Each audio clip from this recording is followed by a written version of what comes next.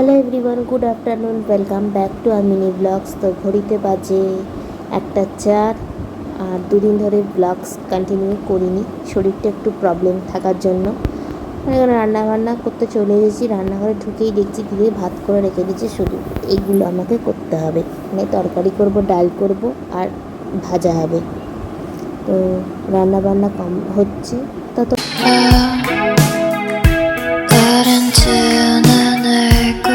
তো খাওয়া দাওয়া কমপ্লিট করে ঘরে চলে এসেছিলাম একটু রেস্ট নেওয়ার জন্য। আর এদিকে নাইট ল্যাম্পটা লাগানোই হচ্ছিল না। পাপা আজকে নাইট ল্যাম্পটা এনে দিয়েছে। দিদির ঘরে একটা নাইট ল্যাম্প ছিল, সেই নাইট ল্যাম্পটাই রিপেয়ারিং করার ছিল, তো সেটা করে নিয়ে এসেছে। আর এ ঘরে আমিই লাগিয়ে নিয়েছি। ইলেকট্রিকের সেই কাকুটা, দিদা কাকু আসেনি বলে আমি বললাম ঠিক আছে, অসুবিধা নেই, তুমি লাইট নিয়ে চলে আসবে, আমি লাগিয়ে নিতে পারবো। তো সেহেতু আমি লাগিয়ে নিয়েছি। আর আনন্দের চোটে আমি বলেই ফেললাম, এখানে শেষমেশ আমি লাইটটা লাগালাম। তো লাইট লাগানো হয়ে গেছিলো।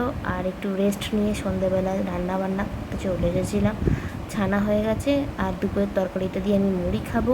আর এদিকে কুদরুকি চচ্চড়ি আছে, আর ওদিকে দিদির জন্য কুমড়ো আলুর চচ্চড়ি হচ্ছে। আর এখানে ভাত রান্না করা হয়ে গেছে। রান্নাবান্না কমপ্লিট করে খেয়ে দিয়ে শুতে চলে এসেছিলাম। ঘুমিয়ে পড়েছিলাম, দিয়ে একবার উঠলাম, উঠে তো বাধ্য হয়ে আমাকে ঘুম থেকে উঠতে হয়েছিল একবার।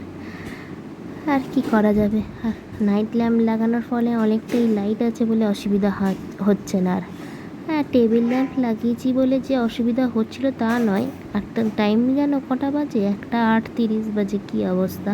আর আমি 1টা 8:30-এর সময় জল খেতে উঠেছি। ভাবা যায় কি টাইমে ছিঁড়ি আমার জল খাবার। যাই হোক, good night everyone, take care.